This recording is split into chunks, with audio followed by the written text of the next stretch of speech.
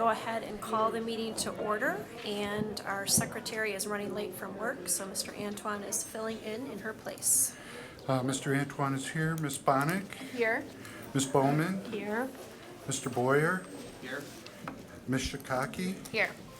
Ms. Hikehurst, of course? Here. And Ms. Rice. She's on her way. Tardy with notice. All right, if we could stand for the pledge. I pledge allegiance to the flag of the United States of America and to the republic for which it stands, one nation, under God, indivisible, with liberty and justice for all. All right, looking over tonight's agenda, do I have a motion to approve? Motion. Motion by Bowman. Second. Second by Chahaki. All in favor? I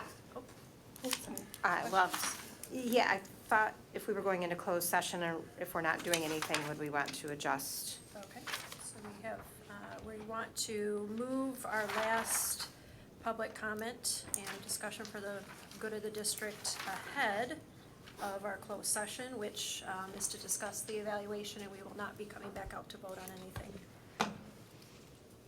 Any So ahead of questions with that? P. Ahead of P, Ahead of correct. All right, any questions? No. All right, all in favor? Aye. Opposed? All right. We will go right ahead into our spotlight tonight then. All right, well, there's energy in the room, and we're excited to share a couple spotlights for you tonight. We're gonna start off with, our first Bulldog Spotlight is from Hevel Elementary, so, Mr. Essien, I know you're back there. Yeah, I'm waiting on that. Okay.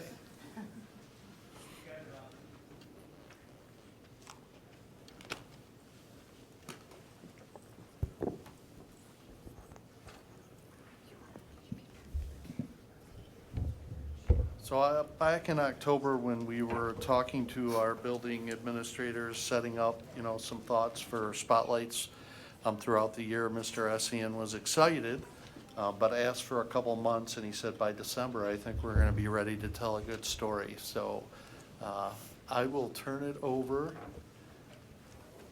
to the folks from Hevel. I'm sure they're gonna introduce themselves.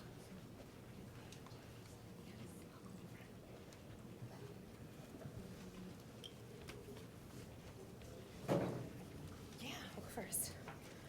Hi, everyone. Good evening. I'm Wendy Stabley. I'm a teacher at Hevel Elementary. The Hevel Giving Closet started out as a vision of a couple of us. A couple years ago, it's been in the making. It's something that we really wanted to launch and get started for our Hevel community, just because we believe in supporting the many needs of our families. Next slide. This is a lot of pressure. Do you want to click? No, you're good. Okay. You're doing great. We've had several dedicated parents that have helped us launch our vision through organizing, building, and sorting. Coming up with space was a little difficult, but Mr. Essien really allowed us the space to kind of wedge all of our goodies in. We had an IRR classroom that helped wash and dry the clothing that was left unclaimed from last year, so that kind of helped us start and get a little bit of a surplus, if you will, of things that we could start donating to families that need it. Student Council was very instrumental in filling our shelves with hygiene products this year. So we were able to get a nice big shelf full of shampoo, body wash, deodorant, toothbrushes, toothpaste, all kinds of things that can go right back to our Hevel families. And then teacher, that's me, really right now overseeing the organization and doing weekly check-ins just to organize. My daughter's up there on the screen. She's been pretty helpful. Frankie, she's also in Student Council. Just been helping really get everything launched. So, next slide. So here's a few pictures, and then I will turn it over to our Student Council.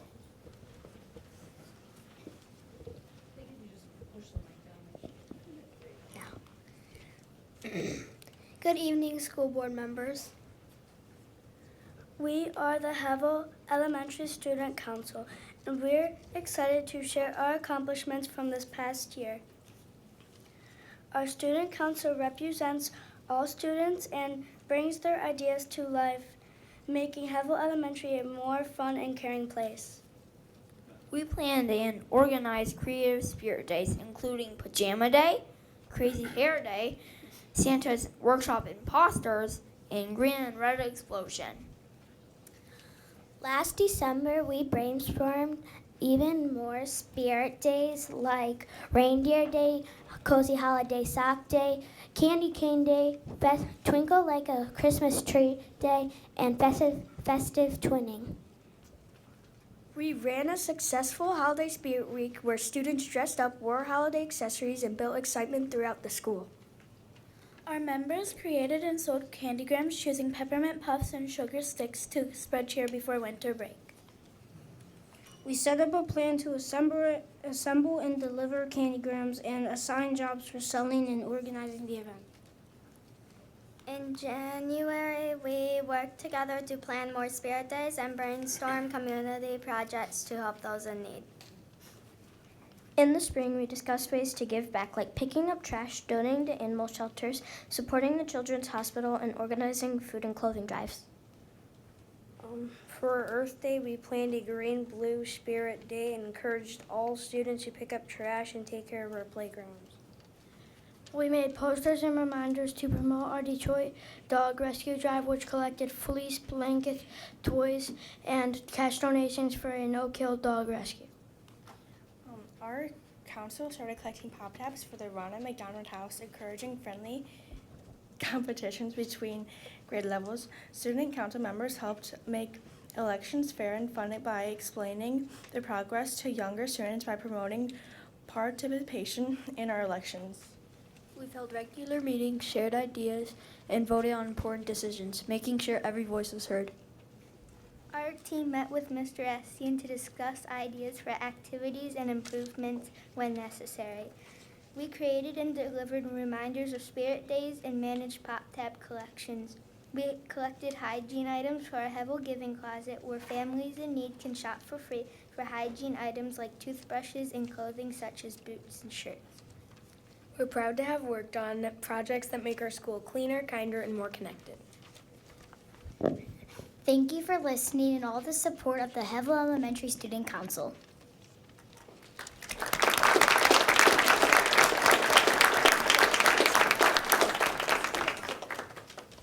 Mrs. Stabley, there's some slides in here, maybe you want to talk a little bit too? Yeah, some of the ones that are out here, so our student council did a lot of help in organizing for the Thanksgiving drive that we had this year. So they were really instrumental coming in on a weekend to help Mr. Essian box all the items up and just get them organized and sorted for families. And then this is the candygrams. Yep, so one of the members had talked about selling candygrams at lunchtime, so that just goes back to help them raise funds for their little organization. Did I miss anything?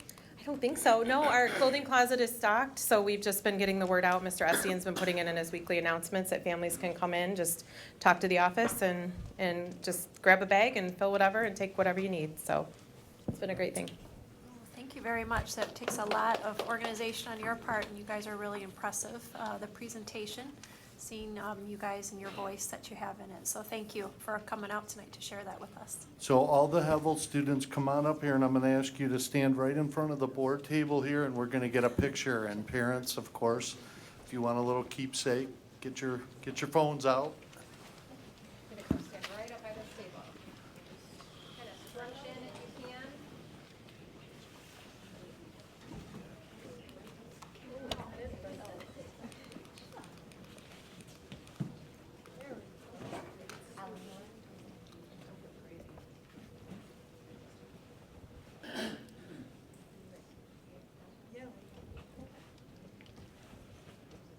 I'm going to get now in the way.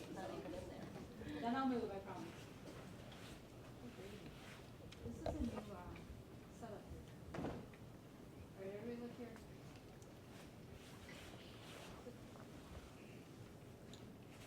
I'll get out of the way for this.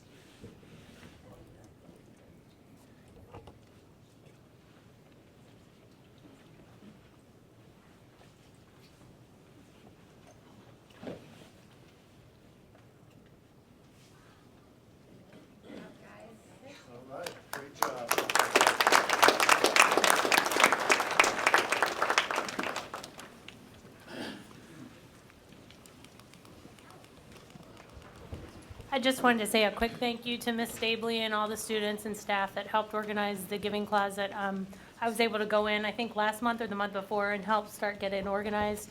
So it's really exciting. It's come a long way since I was in there. It was a little bit overwhelming, but thanks for doing all of that.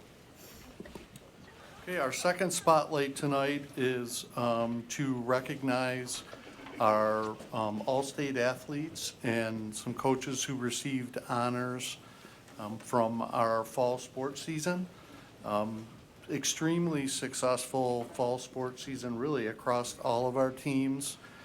So the athletes that we're going to honor tonight certainly are representative of many others, our student athletes who really had a successful fall. I think there was a comment made from one of the reporters from the Macomb Daily that, you know, Romeo was the school of the fall season based on the success of our teams and individual athletes. So high school athletes, if you're here, I'm going to ask you to start making your way up to the podium, and we have a certificate for you, and each of the board members would like to shake your hand and congratulate you, and then we'll get a picture similar to what we did with the Hevel kids. So I'm going to start with a few girls here who this seems like an annual rite of passage for us, for them to join us this time of year. So we have 3 all-state runners from our girls cross-country team. 11th grader Annie Hrabowski. Come on up, Annie.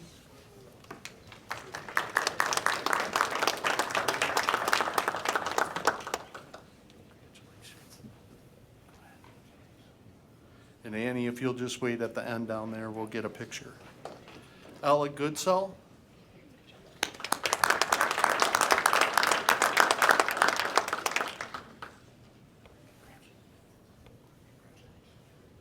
Natalia Garismo.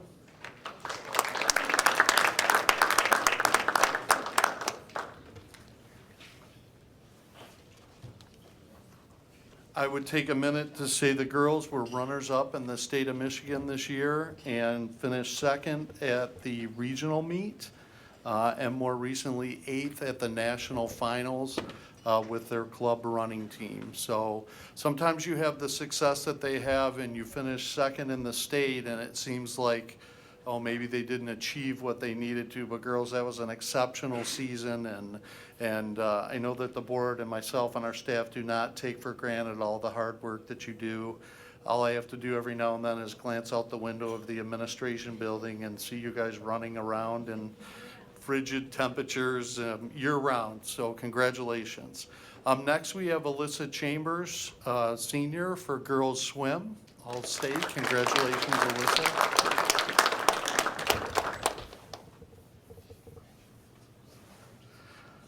I'm told Alyssa has broken several school records and is likely to be considered the most decorated girl swimmer in school district history, so congratulations, Alyssa.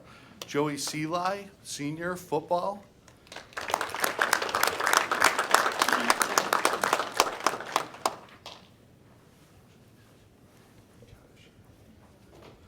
Joey's actually a 2-sport athlete in the fall. He played on our soccer team as well as being the kicker and punter on our football team. So congratulations, Joey. Owen Perry, 12th grades, all-state soccer first team.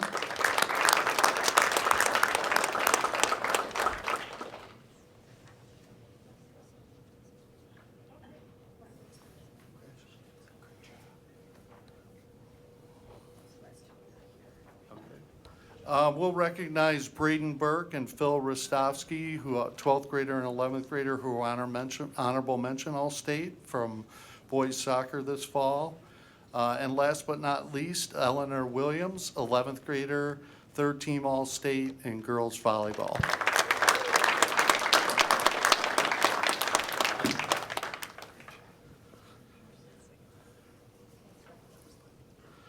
All right, wait there for a second, student athletes. In addition to several individual honors and success for our teams, I think we've had a record number of coaches from our coaching staff who were recognized this fall. Coach Reines from football was the MAC Red Coach of the Year and the Regional Coach of the Year. So congratulations to Mr. Reines. Vinny Vasilevsky, Boys Soccer Coach, MAC Red Coach of the Year and District Coach of the Year. Come on up, Vinny. Never too many handshakes for having a great season, Vinny.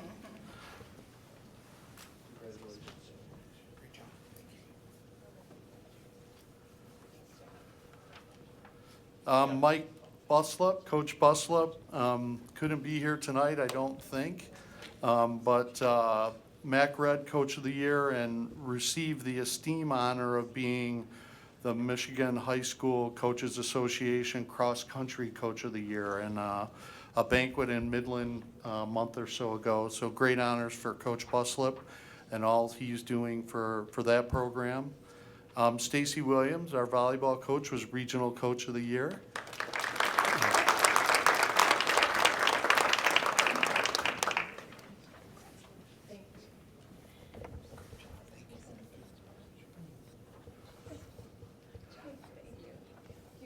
Sue Trush, our girls swim coach, Mac White, Coach of the Year.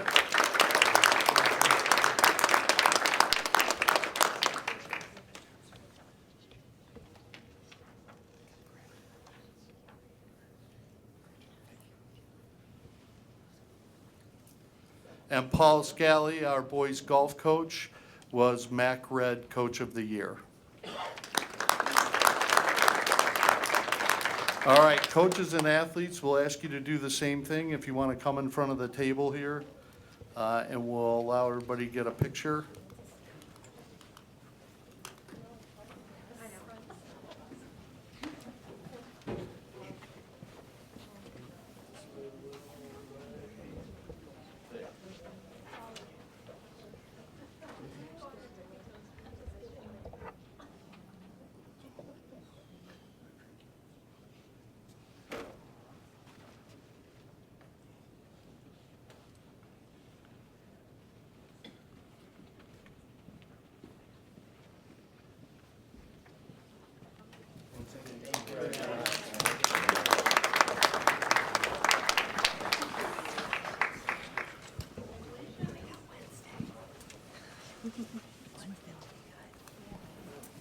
All right, thank you all for coming. We are going to move on with the rest of our business here, and we're going to invite Vicki to come slowly but surely for her last budget amendment presentation. Oh, yeah.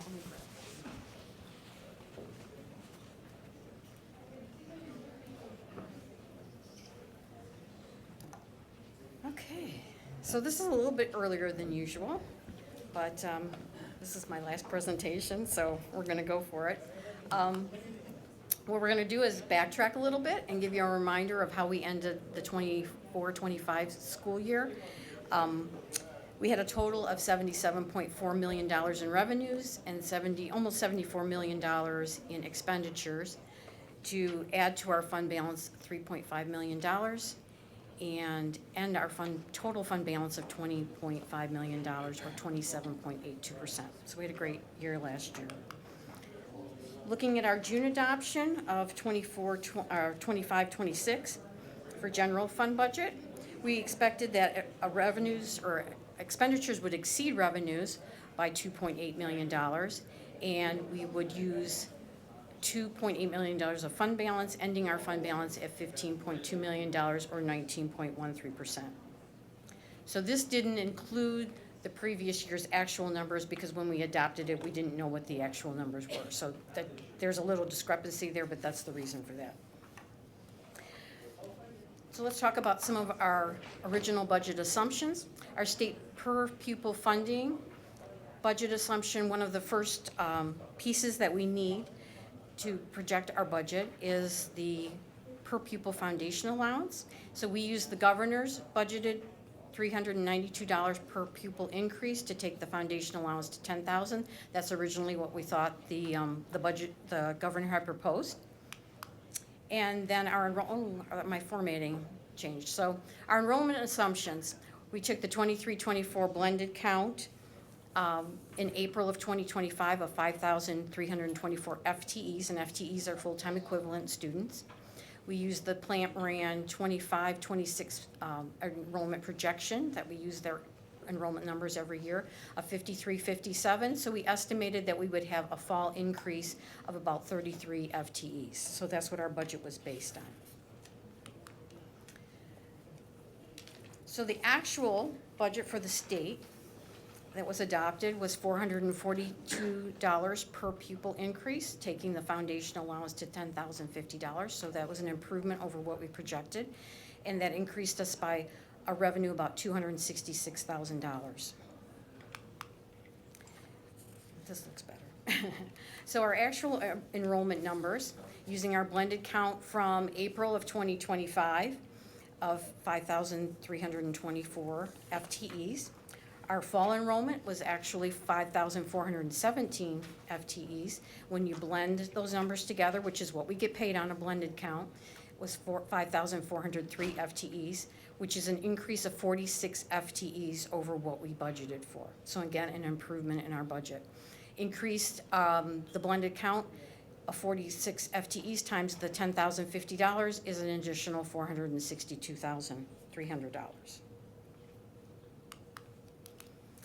So some things that changes we had in revenue that were not funded, and this is our MIPSers, which is the Michigan School, I'm looking for my acronym here, Michigan Public School Employee Retirement System, so we call it for short MIPSers.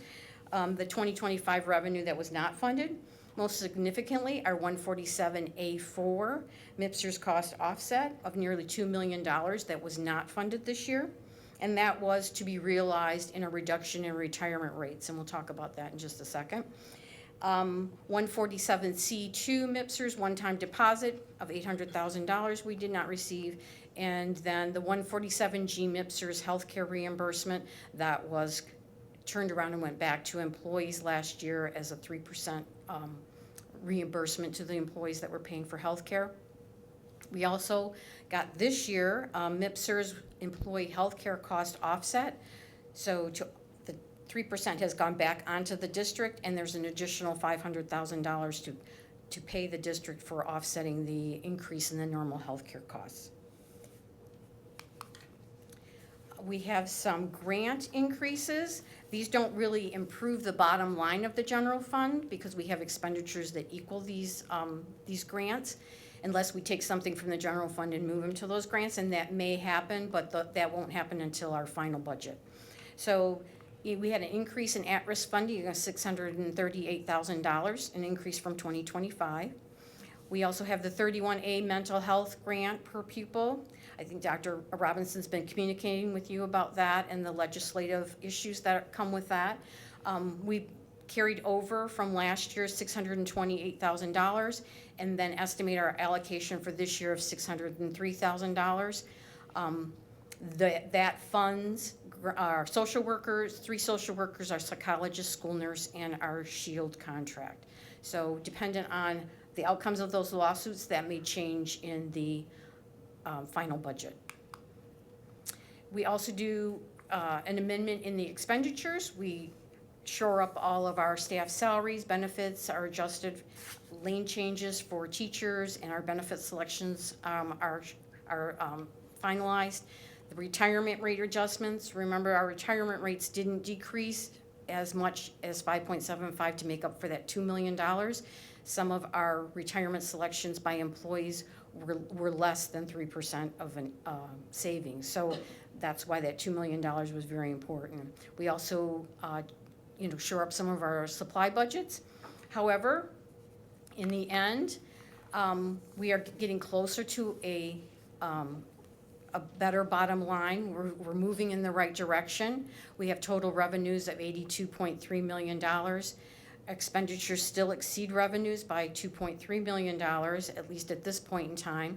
We expect our ending fund balance to be $18.2 million or 21.57%.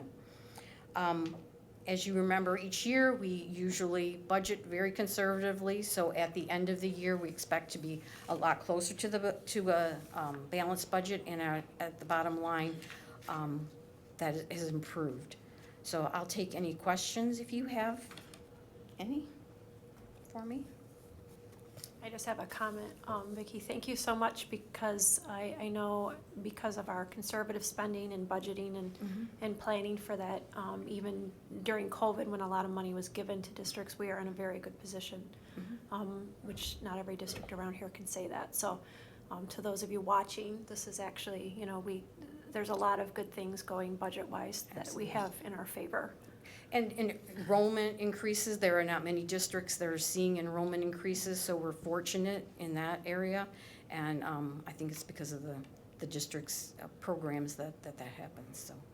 So Vicki, just Agreed. like, I guess kind of question / point of clarification for you to affirm potentially. The largest, I guess the most significant impact on the amendment this time is we can reconcile now the actual budget that was approved in early October, and we know our fall count information. And so that in large part, in addition to transitioning leadership in the business office, that's the most significant portion. I know with all this retirement stuff, there's not the best news in there because we weren't made whole, and that's a conversation to be had, in terms of advocating for a budget next year. And so, we don't know the outcome, of the situation around 31AA. So, when we do know that, we'll know how to reconcile things. So, but in large part, that's at the foundation of the amendment. Those are the variables, those are the two big variables, and they were both positive, so that's Yes. why we can move a little bit closer to a balanced budget. Perfect. Thank you. Okay. All right, anything else? Okay, thank you. All right, we're going to move on to consent action items. This is the approval of general funds, financial reports, wire transfer reports, purchasing card expenditures, the minutes from our regular meeting on the 17th, and the first reading of policy 2006, which is something that we've put a lot of effort into, the personal electronic devices, which we did have a policy meeting recently, and working with administrators to look at the language of this and make sure that the rollout of this is successful when it eventually does happen. So, I make a motion. motion. Second. Okay, motion by Bonnick, seconded by Boyer. Any questions? Okay, all in favor? Aye. Any opposed? All right. Moving on to our communications. So no communications out of the superintendent's office for the board this month. We do have 3 committee reports from meetings that we've had here in December. All right, so I will go, we have 3, and I will begin with the Committee of Curriculum. So we met just a few weeks ago, and quite a robust agenda that we had. I'll just highlight some things that were in your notes that you already received, but we discussed a whole list of novels that the 12th grade English teachers want to look at to address, to coincide with the, what's the word I'm looking for? Help me out. Review policy? With the capstone projects. That's right. To go along with that. So we met and looked at that list. We had a meeting with a representative from Parent Square, which Mr. Murray will be highlighting in his report. But that is something that kind of was born out of the strategic plan, where parents were definitely asking for a better platform for communication and information. So that's where that came from, and this is the program and the platform that rose to the top. So we met with that rep via Zoom. We're able to ask a lot of questions. It integrates well with PowerSchool, can be embedded right into the district website, has a lot of features which are needed. The cost of that, there's an initial startup cost of just under $25,000, and then an annual cost of $45,387. But it is noted that the current cost of the platforms we are currently using is just under $37,000. So a little bit over, but just to be aware that we are currently paying, that cost anyway. We talked about botany and zoology, which is courses that need to be approved prior to scheduling in the spring for the high school. They are currently semester courses, and teachers gave rationale to move those to year-long courses to have them be able to dive deeper and coordinate with the CTE pathways. We had an update on Power School that the launch time has been pushed back a little bit. We talked very briefly about the secondary ELA contracts that we will need to be discussing, reviewing those and renewing those in the coming months, and just the subcommittee asked for feedback from teachers on the pros and cons and looking between the 2 and 3 year contract approvals. We also revisited the topic of aids at the young 5 and kindergarten level, which we kind of an ongoing discussion, and the balance of technology at the elementary level. We got a brief update from Ms. McFarland on the sex ed committee that met, and that was about it. Any questions? All right, we will move on to finance then. Mr. Antoine? I'm sorry, not finance. We'll go ahead and do facilities. Oh, that's me. Right, ready? Facilities met last week. We also had a very robust agenda. The minutes went out. We discussed Group 3 projects at the 9th grade academy, and that the final stages are going to be completed over winter break, and then an update really about what is taking place for the turf courtyard area that we had to do a different type of material, so now we have to wait for the weather to let that take place. We had a lengthy conversation about change orders and just the process for change orders, how they come about. Sometimes it's stuff you just can't avoid. Sometimes it's based on when we get the review at the state level, and sometimes it's stuff that we decide into the project that we want to add to a project. So we talked a lot about the budget and how contingency funds work and how they're listed by project, but then there's a group. And so I guess I would say the overall message is we are still completing the projects we set out to complete, and that we adjusted once we knew all the different costs that were associated at the start of this school year, and that we are still working within our contingency budget. We've not gone over. We've talked about the Group 4 projects and all the different bid tabulations, and you see those on here today, which is the roofing, the Phase 2 renovations at RMS, and the elementary restroom renovations, as well as the change order approval. So those are what's there. We also went over technology. Mr. Nelson presented the district phone replacement project, and this is an upgrade that gives us some additional ways to do full call-outs. We did discuss about our phones, even something that we should spend time and energy on, so that was a good conversation. But we still landed with this replacement project as the recommendation. And then we talked about the bid timelines, bond planning moving forward. We discussed the sinking fund, the Filter First project, and also the hydration system and the grant that we have with that. And just a note, and you guys saw it in your minutes, that we're going to need to have a change up in a special meeting to deal with some bids and timelines that are going to come in February. So just mark that on your calendar. I think that's everything, unless there's anything anyone has a question on. If I can, I just wanted to say that I was unable to make the meeting, and I wanted to thank Mr. Boyer for being the alternate and attending the session. I reviewed all the notes, and I was able to answer the questions that I had before the meeting or via a phone call. So just let you know. Yeah. Thanks. And I had the questions about the phone system. Mike and I talked about it. He understood his IT background. He filled it in a little more. All right, and we will finish up with policy. Ms. Rice? Yes, ma'am. So we met on December 3rd. So our primary goal of the meeting regarding policy 2006, behavior, personal electronic devices, we met to refine the current draft policy with input from administration to prepare for a first reading at this meeting today.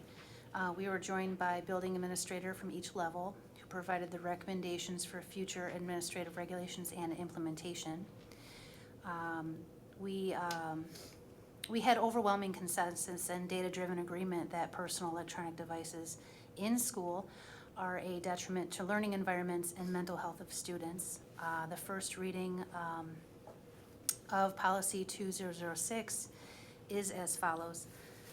The school district reserves the right to prohibit the possession or use of personal electronic devices on school district property or at school district-related functions. For this purpose of this policy, personal electronic device means a privately owned device that is used for audio, video, or text communication, including but not limited to cell phones, personal laptops, smartwatches, and other wireless device connections. Students are not permitted to use personal electronic devices during the school day unless required by law or as set forth in the corresponding RCS administrative regulations. The superintendent shall develop administrative regulations consistent with this policy. There are ongoing discussions about how and when this policy will be implemented. Those decisions will be made in collaboration with the board, the superintendent, and building leaders. That last bit is not part of the first reading. That's just for your information. So there were some other administrative regulation updates that we discussed on not so serious of a matter. Miller-Johnson recommends certain things from time to time, and we can or we don't have to adopt these things. But for transparency, policy 4003, conditions of employment, anti-moonlighting, this is not a required update, and the recommendation from Employee Services is that it's not needed. This is not an update to the tutoring policy discussed at our last board meeting. That was tabled for further discussion and deliberation. And then policy 6013, facility dog, not a required update. The recommendation is that the current therapy dog policy and regulations are more than sufficient. And then administrative regulation updates 4002, employment considerations. The proposed updates will be implemented as it is required to stay aligned to the Michigan State Policy, CHRI background checking procedures. And the 6002 administrative regulations, the district recommends a review conducted of the new regulation language edits by behavior management team to see if there are any concerns with our process and procedure. Once it's update, it'll be shared out to the subcommittee and then reported at our next board meeting. And that was our policy meeting. We'll move on to superintendent's report, Dr. Robinson. I don't want to overlook the fact that the finance committee met as well Yes, the to minutes were on discuss there. the budget update. So I just want to, if there's anything else that needs to be shared from that meeting, I want to take the time to do so. Is there anything else to share out from the I know Vicky's presentation in large part was the meeting, and we've got a little bit in my report. Anything else from finance? All right. I want to remind the board that, you know, the organizational meeting will happen, you know, when we return from winter break on January 5th. The committee membership and the meeting schedule and that is not a formal part of the organizational meeting. However, we use that to kind of begin to create a conversation about members who may want to pursue changes in committee membership and things like that. We do want to get the meeting schedule, you know, membership confirmed and the meeting schedule set prior to our regular meeting at the end of January.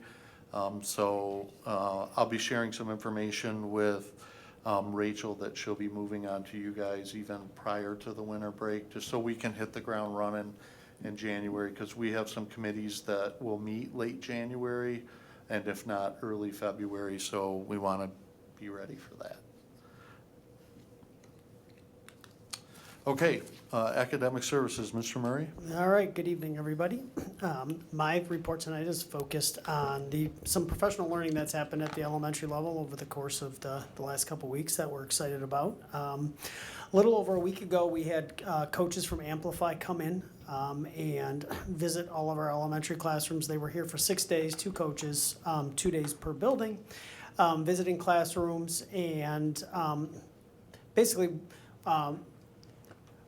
I'm trying to think of a good way to say this. In reality, visiting classrooms with our principals in an effort to better understand the implementation of the 3rd edition of CKLA.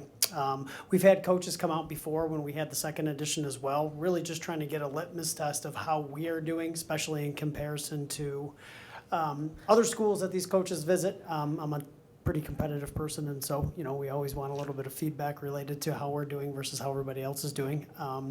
And it's also professional learning for our building administrators as well. But the coaches gave us rave reviews. The work that we're doing, the work that our teachers are doing, especially in our elementary administrators, was deemed as outstanding. We also baked in something that we didn't do the first time when the coaches came visiting, which was allow time for our teachers to meet with the coaches to ask questions and seek guidance based on some of the challenges, pinch points that they are feeling on a daily basis. And those conversations were fruitful in the sense of we do have the coaches scheduled to come back a few more times based on the contract that we agreed to, but we're going to bring them back sooner rather than later, which is hopefully like the end of January.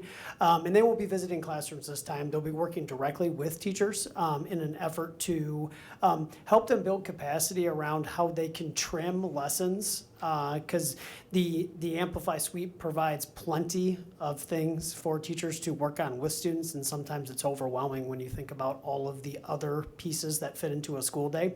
And so we want to make sure that we're focused on the most important parts of the lesson, and the verbiage that our coaches used was trim the rest, not cut things out, because we still want to ensure a guaranteed and viable curriculum, which means that the resource will be taught as close to as intended as it can, so that we can cover all content, preparing our kids for the subsequent years to come. And so we're excited to bring the coaches back out and have them work with our teachers to, again, create a sense of comfort that we can make slight tweaks to lessons to make sure that the content can get covered and it doesn't feel as overwhelming in a school day. So that's exciting. About a month ago, a team from Hevel, including Mr. Essien, went to an IXL conference to better learn about how we can continue to leverage IXL to benefit our students. From the sounds of it, there was some really good stuff, and I think the evidence of that is that Paul and his team have worked on some guidance that has now been given to our elementary principals and will be disseminated to our teachers at all of our elementary school buildings over the course of the next few staff meetings, to continue to build collective capacity on how IXL can be an amazing tool for our kids to continue to move forward in the sense of personalized education, a gap filler, but also an accelerant for kids who are advanced in math and ELA to a certain extent. And then our principals need PD too. And so at the elementary level, I have been working with our team at studying the 21 Irrefutable Laws of Leadership by John C. Maxwell.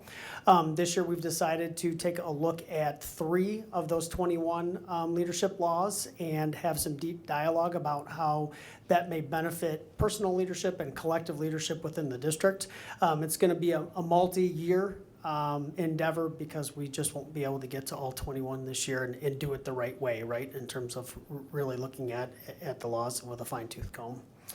And then we are also I have monthly meetings with our elementary principals, and we are baking into those monthly meetings visits from our elementary coaches, Mary Sue and Ciso, who is our math coach, and Noelle Kazmarzik, who is our literacy coach, and they are continuing to build principal capacity around our new curricular resources. CKLA 3rd edition isn't as new as Number Corner, but Number Corner, which is a Bridges add-on, is new to us, and Bridges Tier 1 will be new as well. And so the whole idea here is to continue to build our principals' understanding of the resources so that they can continue to support teachers.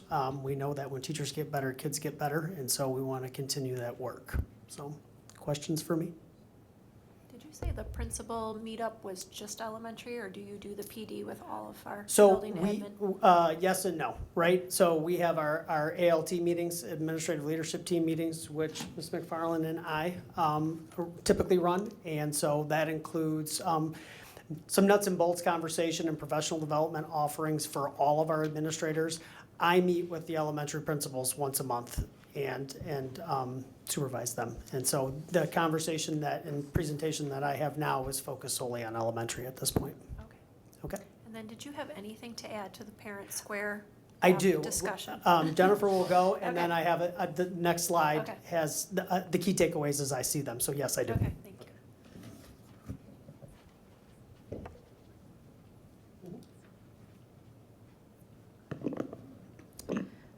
So I wanted to give you some updates. I believe our spotlight last month, we had some middle schoolers come and talk about some of their academy experiences. The administrative team and academy coach and I have been hard at work ensuring that we have experiences past the nonprofit fair. So I just wanted to give you some updates. We are exploring more in 6th grade with some key partners, Leaders Dogs for the Blind and 4-H MSU Extension, and another organization that I couldn't find the name of. It's an animal welfare group. They're going to be coming in the next few months and exploring more with our 6th graders about what their organization does, what challenges they can support within the community. These were based on some of the 6th grade feedback of what their favorite tables were that they saw at the nonprofit fair. In 7th grade, it's engagement. So we've been pushing hard to get some, we're calling them ins and outs opportunities for our 7th graders to engage in some service learning projects. So we've got some things in the pipeline with Forgotten Harvest, Motor City Mitten Mission, ooh, that's a hard one, and New Day Foundation. So our goal is to have experiences for our 7th graders where they work in the building with some partners and then out of the building. So my goal is 2 and 2, 2 ins and 2 outs, and it's already December, but we're gonna make it happen. 8th grade is Empower.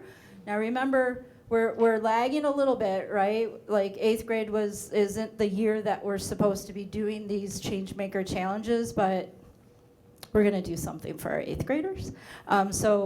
We've got a couple of ideas that we're gonna pilot with our leadership team, leadership classes, and then we're working on some format or template to give opportunities which are more service learning like for our 8th graders, but mixing in a little bit of what a change maker challenge could be next year.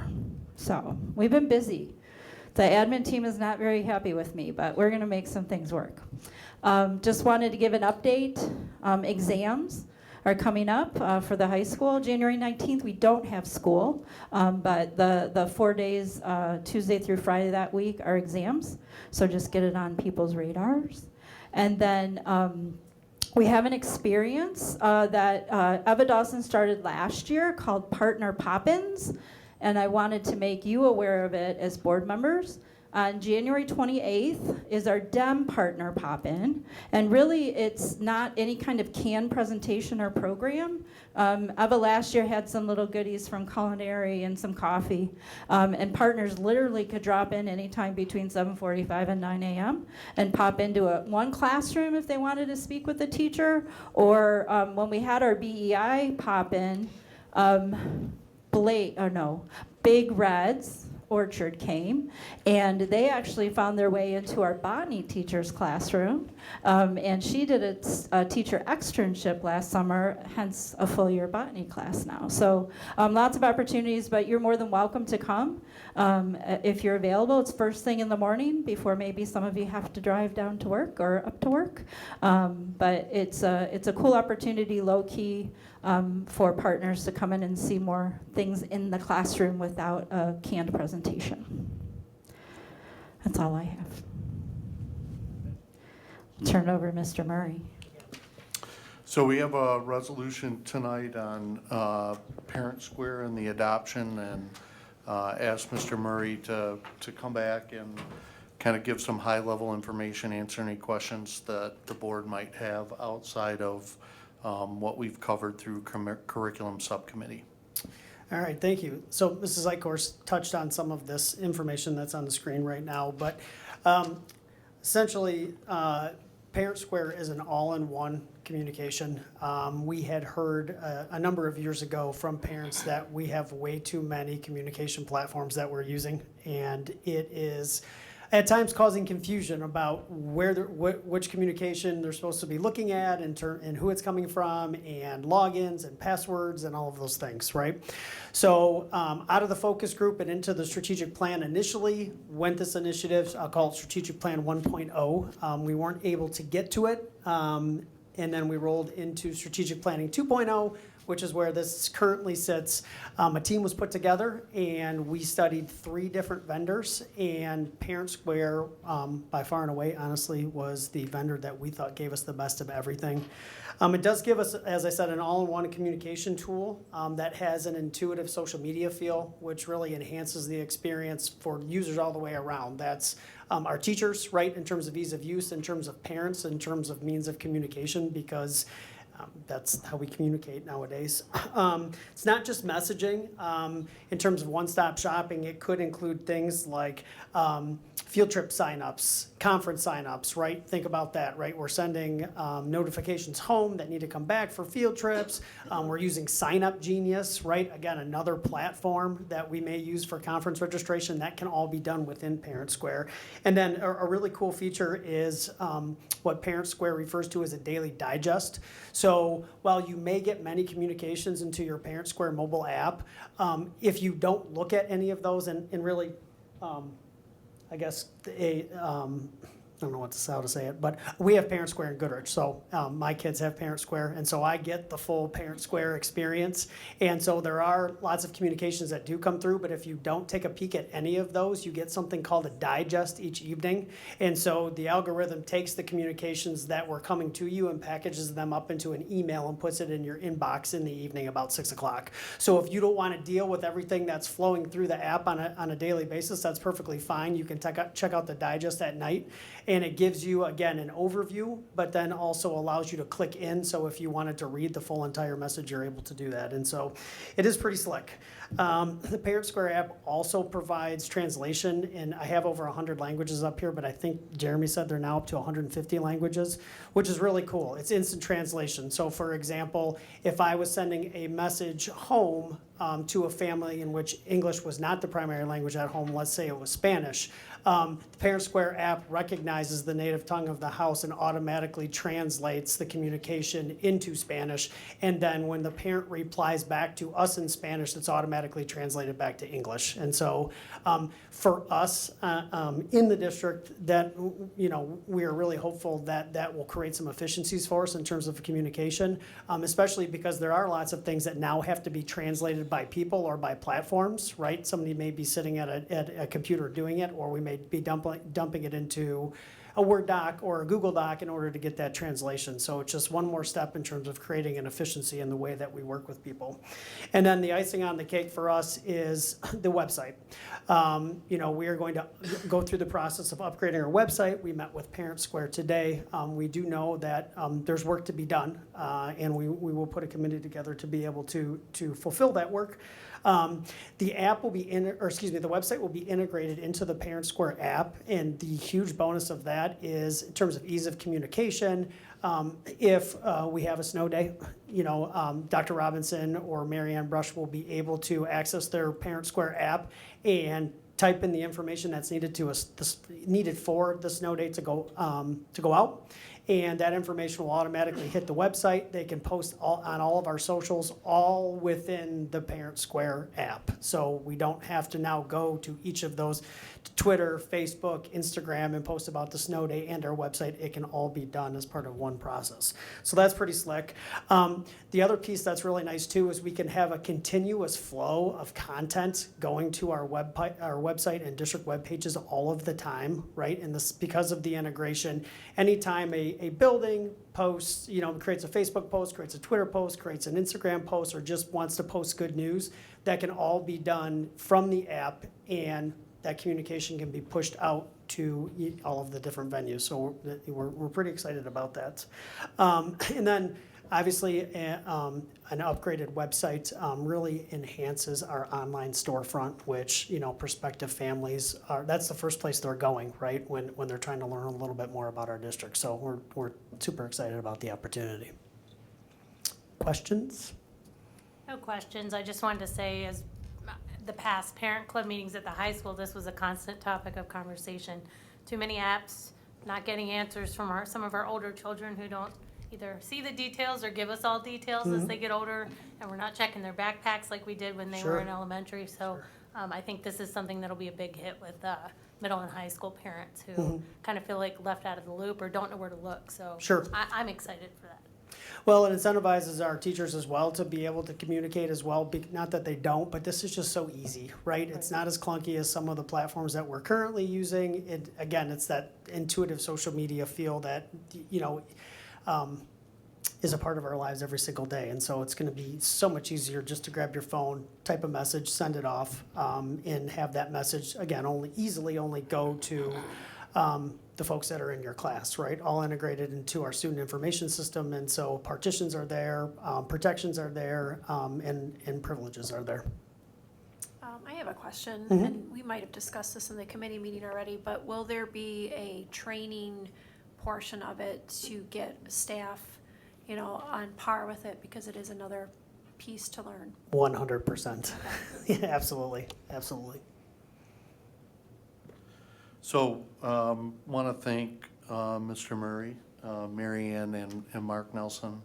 You know, they've been working hard to figure out the right way. If you remember last year, we took a concerted effort to examine a new Power School product that was similar. And so that was part of this, I don't want to call it a delay, because I think we've been super thorough in trying to make the right decision. But you know, unfortunately, you know, all the time and energy and a little bit of investment financially last year, the Power School product just didn't deliver as comprehensively. And so, you know, this year, it was time to make a decision and get to work. And when we think about strategic plan, this is that, you know, focus area of strengthening our partnership and relationship with parents, and communication is everything. I will be the first to say that old habits die hard, okay? So that's gonna touch our staff, and that's also gonna touch our parents. So there will need to be an investment, you know what I'm saying, and understanding. We'll certainly train our staff and provide a lot of communication to parents, but at some point, people are gonna have to throw the lever and give up on the old to truly understand the benefit of the new. And Rob and I talk a lot about that. And we'll have some non-negotiables that are gonna have to be put in place early on that are just gonna require people to use the platform. I am convinced, and people that we talk to, this is an emerging platform. It is not brand new in any way, shape, or form, but more and more districts are shifting this route. You know, the newest thing that we weren't sure was gonna happen is this whole notion of upgrading our website. And there is a decent amount of work to come for that.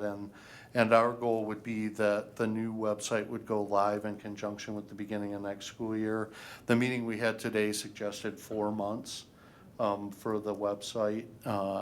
And I think it was 12 or 13 weeks for the app. Those can happen to some degree overlapped, but we're really talking about a concerted effort over probably the first 7.5 months of the new calendar year to get everything out there for everybody. And then I would hope by this time next year, it will just be the cadence. And things like Remind and all these other Class Dojo and all, they're all gonna be gone. School Messenger will be gone. We'll all, you know, as much as I just absolutely love, you know, 3:45 a.m. to 6:30 a.m. on those days where the weather just isn't friendly in the Upper Peninsula of Macomb County, I'd be happy to have some efficiency and all the communication that needs to happen. So Rob, thanks for the update. Any other questions for Rob? All right. Thank you. I will say the funniest thing from our virtual meeting today, and I didn't mention this, I don't even know why I'm saying this to Mark and Jennifer and Rob. Did you notice that every person's office had the parent square pillow? In honor of all the work, my folks at the center of this are going to get a parent square pillow at some point in time. All right, we're going back to Vicki to talk a little bit about something that is quite honestly difficult to understand, but is really good news for our community, especially coming off the recent support for the 2025 facilities bond. So Vicki and I have been hearing for probably 15 months about a potential refunding from our financial advisor of the first series of the 2016 bond. And so I've asked Vicki to shed a little light because we have a resolution tonight. But this is all really good news. And I think our bond attorney made a comment in one of our recent meetings with them preparing the schedule for this. Like, you really need to make sure your community knows, like, this is truly, good stewards of the taxpayers' dollars when you have the opportunity for a refunding like this. And he had not seen one with the type of savings that we're gonna have when we get through this, and as long as he could remember. So Vicki, I'll click and. Yeah. Okay. Okay, so the slide deck is provided by the PFM, our financial consultant, so they run all these numbers. These are by no means numbers that I created, but we rely on them, and they've always come through with great advice. So a refunding is much like a mortgage, refinancing your mortgage. So for a homeowner, so we see savings in interest payments over the remaining term of the bond. We'll be refunding $43.6 million in the 2016 school building and site bonds, and the preliminary estimate is that we'll gain 11.49% savings. You can go to the next slide. Okay, so the total cash flow savings, which is in that box on the left-hand side, is approximately $392,000 annually, reducing our interest costs from 5% to 3.41%. Since we're unable to know what the market will bring when we go out and sell the bonds, at the date of refunding, we can only estimate the savings on that particular day. So interest fluctuations will impact the savings. However, we're well above the industry recommended savings level of 2 to 3%. We could be anywhere from 11.49%, like I suggested, up to 13.32% or 9.63%. So there is significant savings in doing this refunding. And the next slide. So the timeline targeting date for the bond sale is on February 25th. So we'll know our rate and savings at that time, and then we can communicate that. So when I mean these in 10 years, the bonds are callable. So that just means we take all the bonds back, and then we resell them at a lower interest rate. So this is a win-win for the district, in that we can have the savings to our community and to our taxpayers. So That's all I think one of the key questions that I actually had and others have had is, so when we talk about this savings, and you see on the bottom of the one slide, $5 million, that does not $5 million for us to build more things or fix more things. This really goes back in reducing the interest rate and in the long run impacting the repayment term. Because when we're paying less interest, we can pay more principal. And then there's a projection of how this really would lead into, if we pay the 2016 bond off sooner, then at our current debt retirement rate, that could come down, or we actually could begin to pay the 2021 bond off sooner.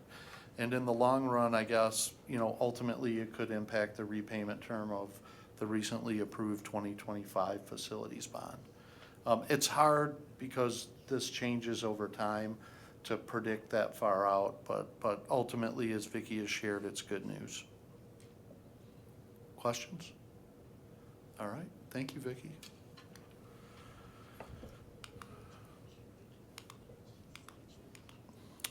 So just a couple other things before we wrap up my report. I guess construction, guys, can you come up, please, just so we can make this efficient? I'm not sure what type of questions we might have, but, you know, we had the facility subcommittee meeting, and during that meeting last Wednesday, there was still some post-bid work to be done on some of the projects, and that just needed time through, quite honestly, Friday morning. And so we re-pushed out to you, I did in my update Friday afternoon, what you have printed on this tan paper. And that's just updates to any bid tab changes and ultimately the recommendations. So there are a couple things that I've asked Mike and Chris to speak to that really led to a change in the documentation. So, guys, I'll let you speak to the two projects that we have up for approval tonight, and then any other questions the board may have. Okay, we did the post bids on the elementary school toilet renovations and the middle school phase 2. And went through extensive post-bid reviews with each contractor to clarify each one of the scopes to make sure that everything was covered as much as possible. So as we talked about at the facilities committee meeting, we went through all those post bids the last few days prior to our meeting. We had a few to do on Thursday after our meeting, but for the masonry work, we had talked about some things were unveiled in the post bid. We was a scope gap in the project at the middle school for the renovations.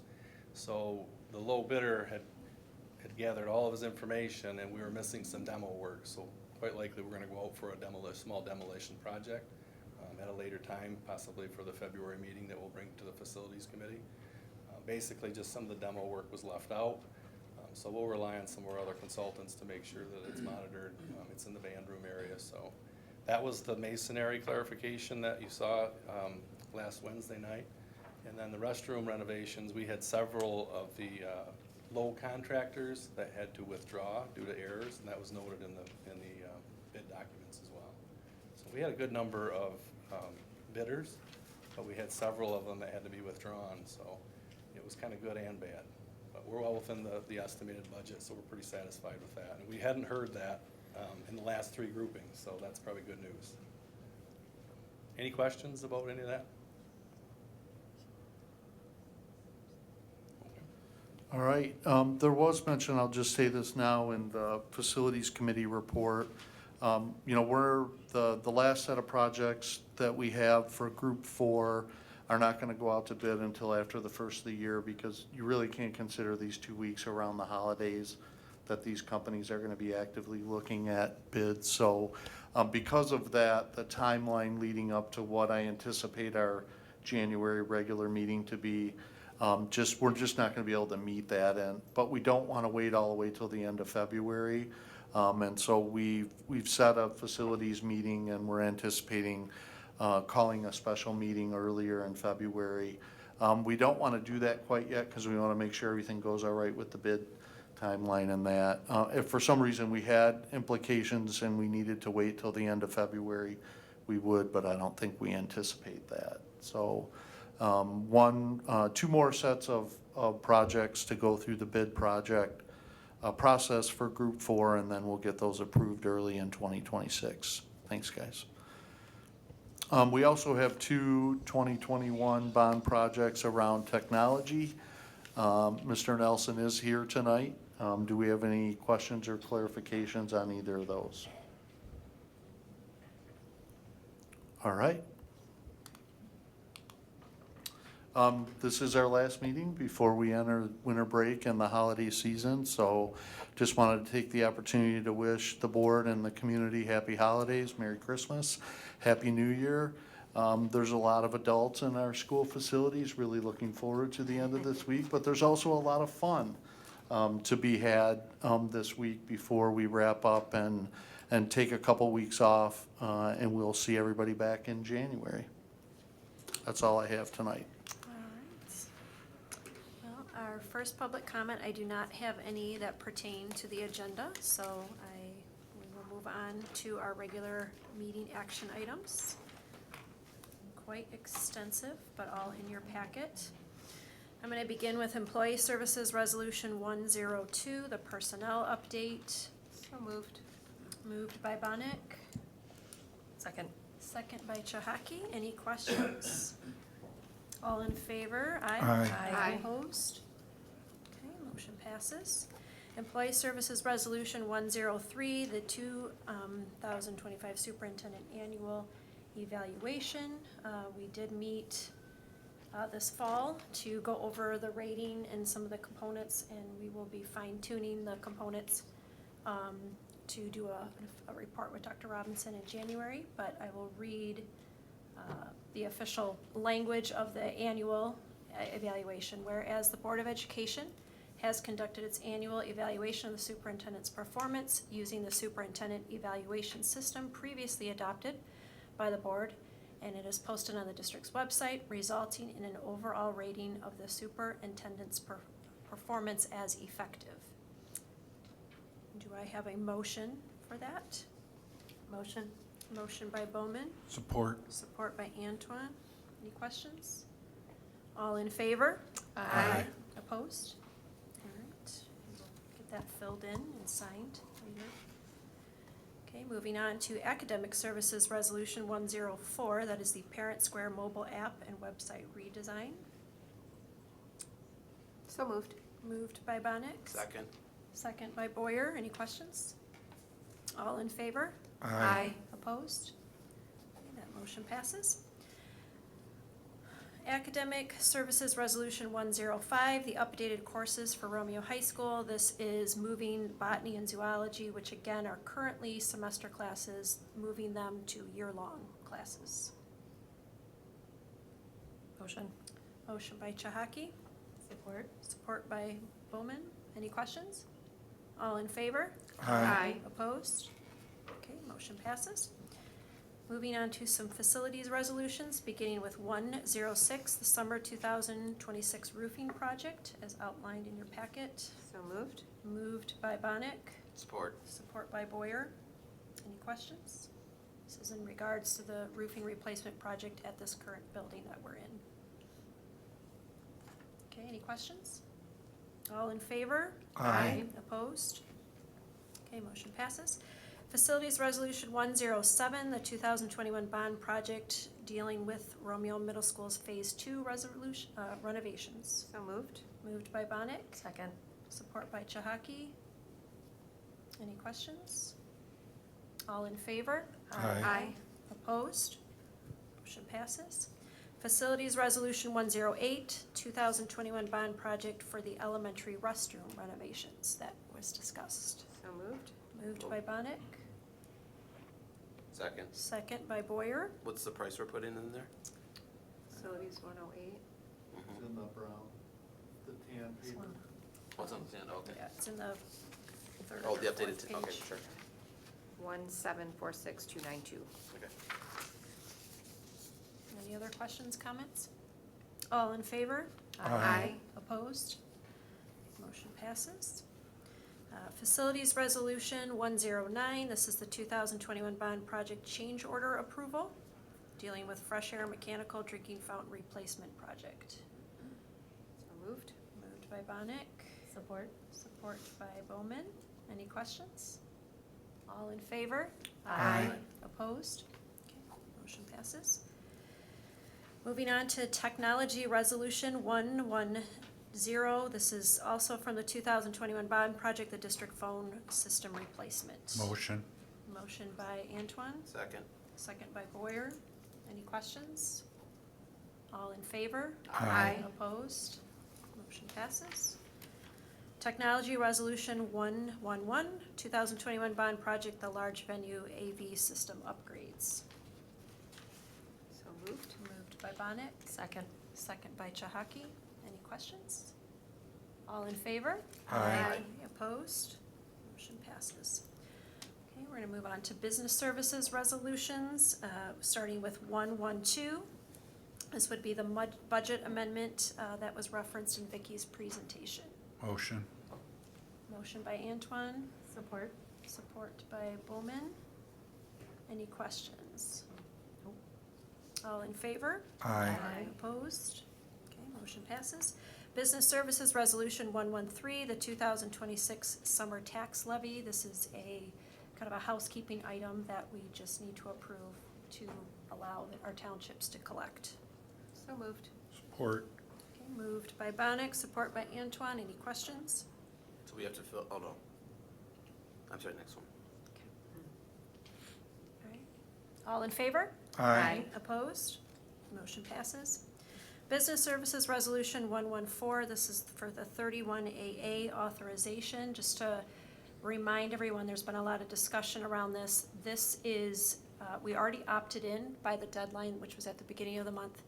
And this is by no means saying that we, wouldn't be open to investigations in the unfortunate incident of, a violent situation, but there is a lot of discussion around the language of it, which is very concerning, and a lot of questions unanswered, which is why districts across the state are agreeing to go on to this lawsuit together.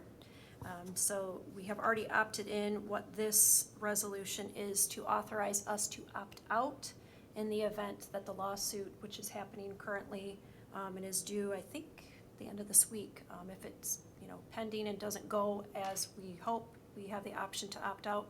But in the meantime, we're opted in to protect ourselves to still receive the funding. So I know we've had a lot of discussions at committee meetings in regards to this. So moved. Moved by Bonnick. Second. Second by Chahaki. Any further questions or comments? So this gives you and superintendent the ability to opt out of it. Yes, which I believe the deadline is at the 30th of this month. Yeah, so the attorneys have created this, so Mrs. Eichhorst and I, once we know, we get advisement, we'll be in the middle of the holidays. We won't need to call any kind of a special meeting. Yeah. We'll rescind based on the discretion of this authorization. Yeah, that's just what I wanted to clarify. Perfect. All right, all in favor? Aye. Opposed? Okay, motion passes. Business Services Resolution 115, this is the WMI HIP Board Trustee Authorization, which my understanding is another housekeeping item. Yes, it's the one that states that we're in the health pool. Yep. So the pool, West Michigan Health Insurance Pool, did agree that we tailored the resolution to the position, so the lead business official will be the trustee and the lead employee services official will be the alternate trustee. And we would notify internally any turnover in those positions to the pool. And we wouldn't have to do board action every time someone might turn over in one of these positions. And they were agreeable to that, and that's how the resolution is presented. I have a motion. Motion. Motion by Antoine.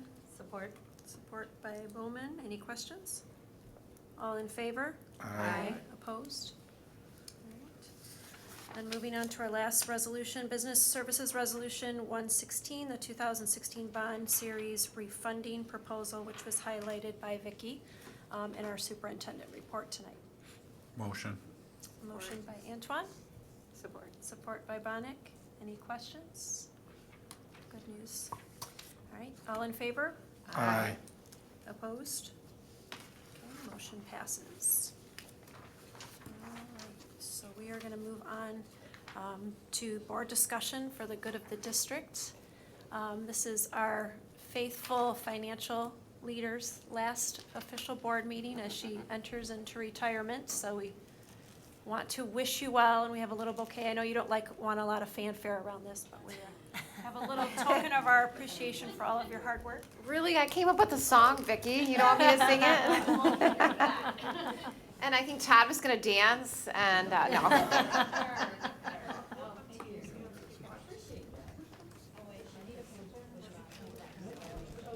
Thank you, Vicki.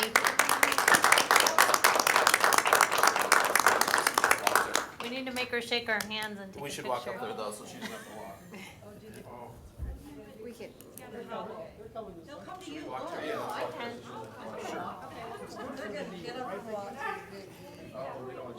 to have to walk. Yeah, I'll see you.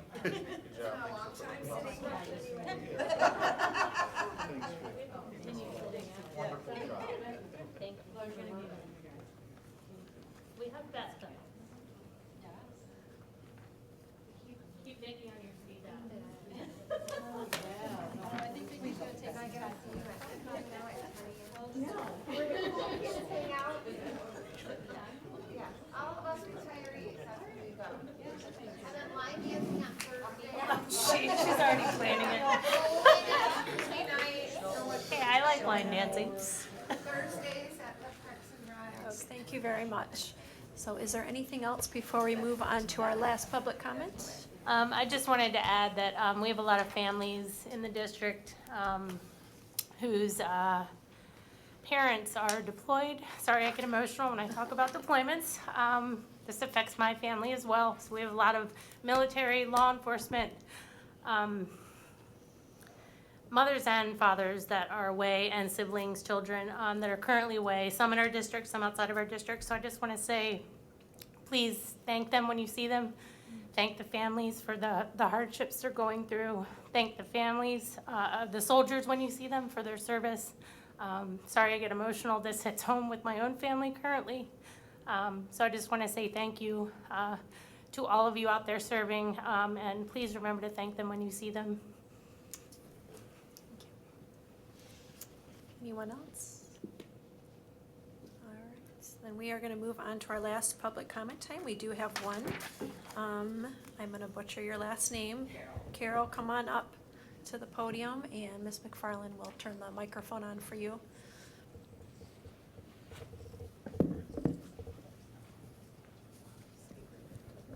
Boy, this meeting is bringing back a lot of old memories. My name is Carol Polat, and I am here addressing the board this evening to set the record straight. On approximately November the 22nd, I sent a letter to the high school principal, your superintendent, and the school board president. And I hope you all had an opportunity to read this or to get the information on it. I would hope that the majority of you are aware of the actions that occurred on November the 13th, 2025, that resulted in disciplinary action against me.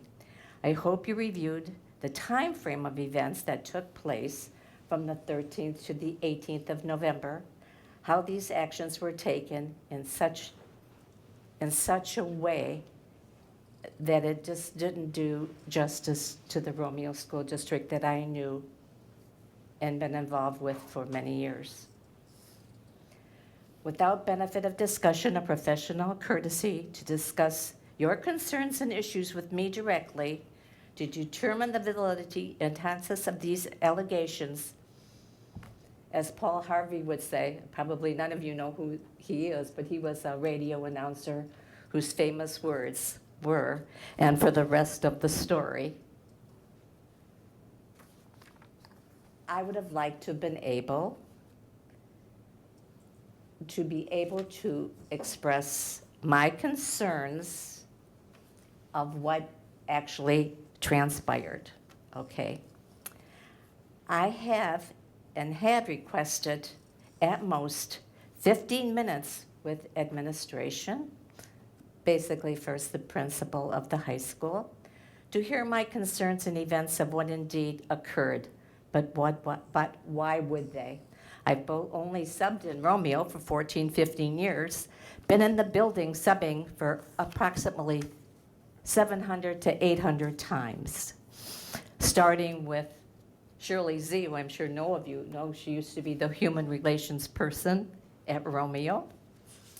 She'd call up every morning and say, Carol, you're going to sub in, and that was it. She'd hang up. To PESG and to currently EduStaff, okay? I am still requesting and hoping that I get my 15 minutes of fame with the high school principal. Carol, just to let you know, we do have a 3-minute Okay. for the, so I'm done. just wrap up. I'm requesting in the that. next few But can I seconds. just say Thank you. one more thing if it goes over? I really want you to know that the students that, you got great students. The majority of your students are beautiful. You're fine. They're great. Your teachers.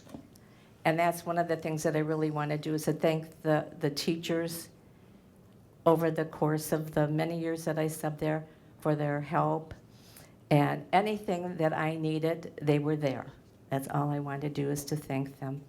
Thank you for your time. Thank you. All right, so I have a motion to go into our closed session. Motion. Motion by Boyer. Support. Supported by Bowman. Can we have roll call for that, please? Mr. Antoine? Yes. Mrs. Bonnet? Yes. Ms. Bowman? Yes. Mr. Boyer? Yes. Mr. Hockey? Yes. Mrs. Eichhorst? Yes. I'm a yes. All right. Who supported that?